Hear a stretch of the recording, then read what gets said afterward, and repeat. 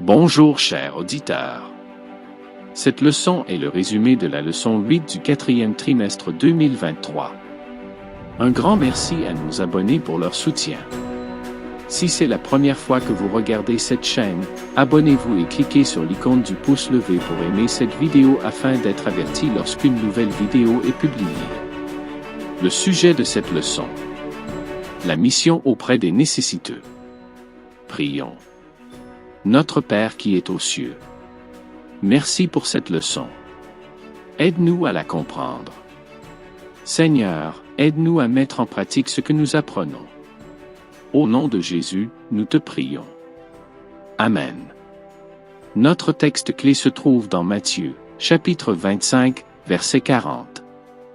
Le roi répondra: Je vous le dis en vérité, tout ce que vous avez fait à l'un de ces plus petits de mes frères, c'est à moi que vous l'avez fait. Chers auditeurs, Dieu aide les gens qui sont dans le besoin. Parfois, Dieu utilise d'autres personnes pour nous aider. Ou il nous utilise pour aider d'autres personnes. Aider les gens peut parfois être un travail difficile. Mais Dieu nous récompense pour nos efforts. Lorsque nous aidons des personnes dans le besoin, nous leur montrons le travail que Jésus a accompli. Parfois, nous savons qui a besoin de notre aide. D'autres fois, nous ne savons pas qui aider. Dieu nous demande d'être ses aides. Il veut que nous aidions tous ceux qui sont dans le besoin, quels qu'ils soient. La Bible nous encourage à être gentils avec les étrangers et à nous faire de nouveaux amis. Lorsque les gens nous font confiance, nous pouvons apprendre à mieux les aider à trouver Jésus. Un thème qui revient tout au long de la Bible est l'attention particulière portée à ceux qui, pour une raison ou une autre, ont besoin d'aide. On parle de pauvres, de malades, d'étrangers, de veuves, d'orphelins. Des groupes de personnes qui ne devraient pas exister dans un monde parfait. Mais bien sûr, nous ne vivons pas dans un monde parfait. Au XXIe siècle, il y a encore des gens qui ont des besoins identiques ou similaires à ceux qui vivaient au temps biblique. Il est donc bon de se rappeler et d'appliquer les principes que la parole de Dieu nous enseigne afin d'alléger leur fardeau. Dans cette leçon, nous verrons les points suivants: comment se comporter avec ceux qui sont dans le besoin, les amis des nécessiteux. Imiter Jésus. Nous aborderons des cas particuliers comme les refuges, les migrants et ceux qui souffrent. Et le dernier point sera: motiver à aider, par amour. Point numéro 1. Comment traiter les personnes dans le besoin? Les amis des nécessiteux. Des hommes vinrent lui amener un paralysé, porté par 4 d'entre eux. Marc 2, verset 3. Un récit biblique puissant montre ce que des hommes ont fait pour aider un ami malade. Ces hommes ont porté leur ami jusqu'à Jésus pour qu'il soit guéri. Cette histoire nous enseigne une leçon importante. Parfois, nous devons travailler dur pour aider les personnes dans le besoin. Dans cette histoire, les 4 hommes ont amené leur ami à Jésus. Ils avaient la responsabilité de prendre soin de leur ami. Les hommes sont venus à Jésus. Mais ils n'ont pas pu amener leur ami sans défense à Jésus parce que la foule bloquait le chemin. Les hommes n'ont pas abandonné. Ils ont trouvé un autre moyen d'amener leur ami à Jésus. Ils ont ouvert le toit et ont fait descendre leur ami dans le trou et dans la maison. Luc nous montre que Jésus ne les a pas réprimandés pour ce qu'ils ont fait.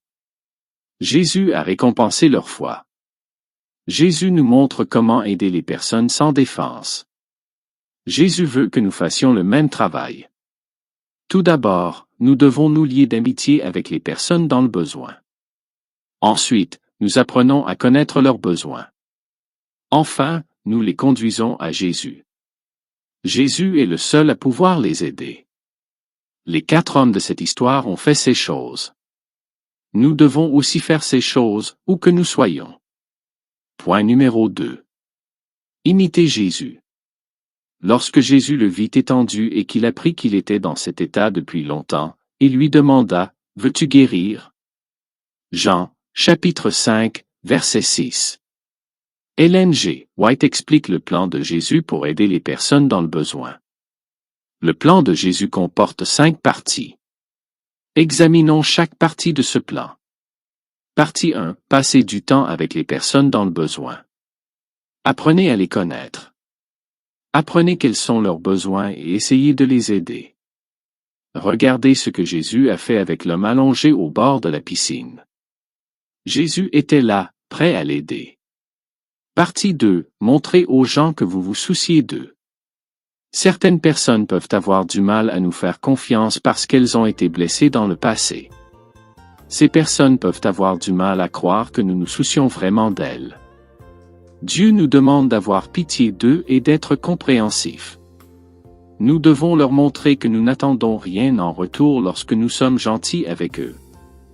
Partie 3. Donnez aux gens ce dont ils ont besoin. Nous ne devons pas nous contenter de dire des mots gentils aux personnes dans le besoin. Nous devons faire quelque chose pour répondre à leurs besoins. Nous devons suivre l'exemple de Jésus avec l'homme qui ne pouvait bouger ni ses bras ni ses jambes. Après que les 4 amis de l'homme l'ont descendu auprès de Jésus, ce dernier a demandé au malade ce qu'il voulait. Puis Jésus a guéri l'homme. Partie 4. Gagner la confiance des gens. Lorsque nous aidons les gens, ils apprennent à nous faire confiance. Ils seront alors attentifs à ce que nous disons de Jésus. Jésus ne voulait pas seulement guérir le corps des gens. Il voulait guérir leur cœur. Il voulait leur donner la vie éternelle en lui. 5e partie. Conduire les gens à Jésus. Vous et la personne que vous aidez devez avoir foi en Jésus. Ensuite, vous pouvez conduire les gens à lui. Point numéro 3. Cas spéciaux. Cas numéro 1. Réfugiés et migrants. La Bible dit, « Il se leva, prit l'enfant et sa mère pendant la nuit et partit pour l'Égypte. » Matthieu, chapitre 2, verset 14. Alors qu'il était enfant, la famille de Jésus a dû fuir son pays pour sauver sa vie. Jésus était un migrant, un nécessiteux. Bien qu'à cette époque il n'y ait pas eu de mouvement massif de milliers de personnes allant d'un pays à l'autre, il y avait des réfugiés et des migrants.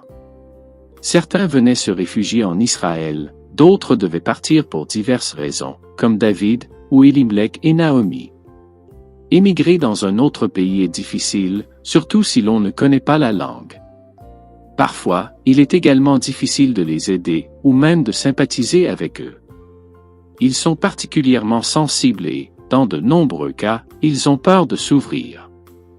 Les aider demande un effort particulier de notre part. Peut-être auront-ils besoin d'une aide spéciale qui dépasse nos possibilités, mais nous pouvons collaborer avec des organisations d'aide humanitaire en leur consacrant une partie de notre temps et de nos ressources. Comment pouvons-nous aider les étrangers? Ce travail peut parfois être très difficile.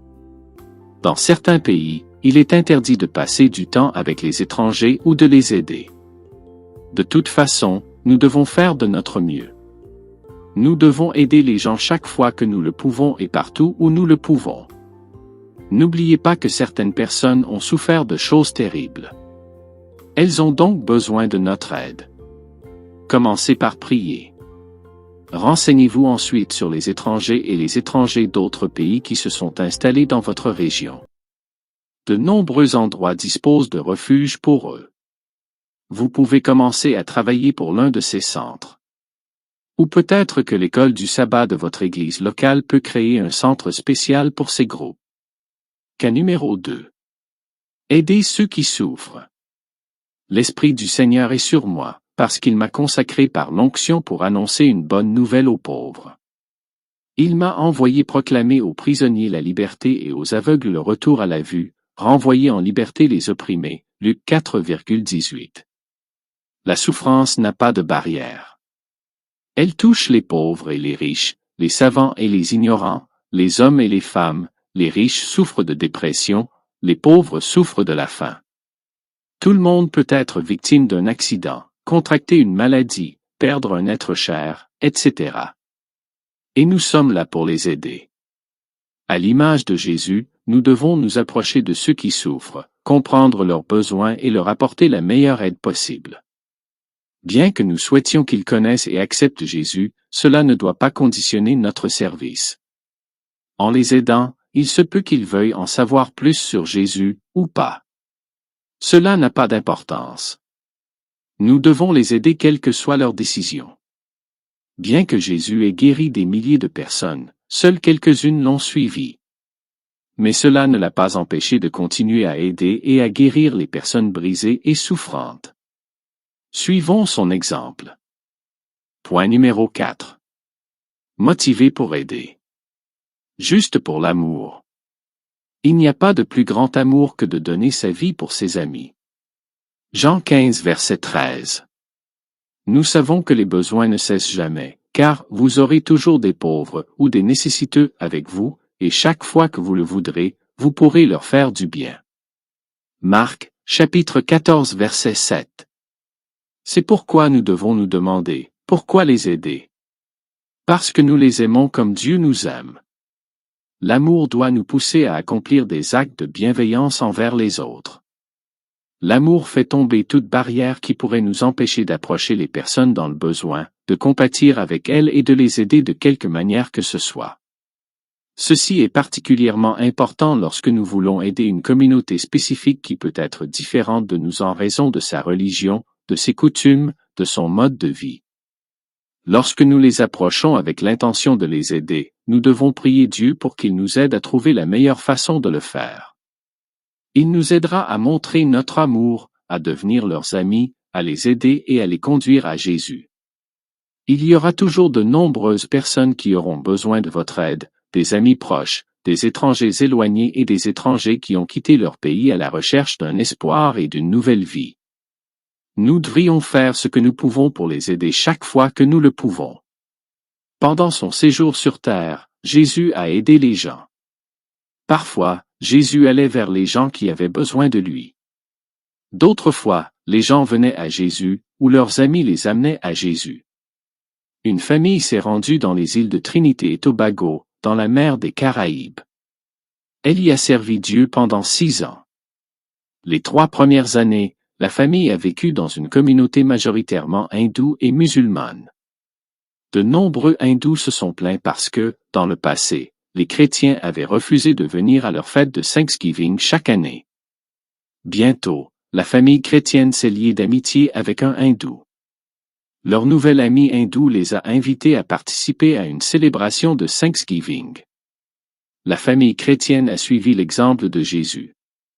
Elle a accepté l'invitation. Saviez-vous que les hindous croient que les visiteurs ou les amis apportent des bénédictions à la maison de la personne qui les a invités? Faites-vous un nouvel ami cette semaine. Tout d'abord, réfléchissez à l'endroit où vous vivez. Connaissez-vous quelqu'un dans votre quartier qui est venu d'un autre pays? Qu'en est-il des personnes qui vivent dans votre rue? Les connaissez-vous tous? Bien sûr, il n'est pas facile de se lier d'amitié avec un étranger. Demandez à Dieu de vous aider. Il connaît tout le monde et il connaît l'étranger avec lequel vous pouvez vous lier d'amitié. N'oubliez pas que le but est de devenir ami avec les gens afin de pouvoir les amener à Dieu pour qu'il les aide. Chers auditeurs, le défi de cette semaine est le suivant. Renseignez-vous sur les étrangers ou les non-chrétiens qui vivent dans votre pays. Le défi avancé consiste à identifier quelqu'un dans votre sphère d'influence. Commencez à prier régulièrement pour cette personne après avoir répondu aux questions suivantes. Cette personne est-elle mon amie selon le modèle d'amitié de Jésus? Est-ce que je connais les besoins de sa vie? Comment puis-je l'amener à Jésus pour qu'elle soit guérie? C'est la fin de cette leçon. Veuillez la partager avec vos amis et votre famille et participer à cette mission. Que Dieu vous bénisse.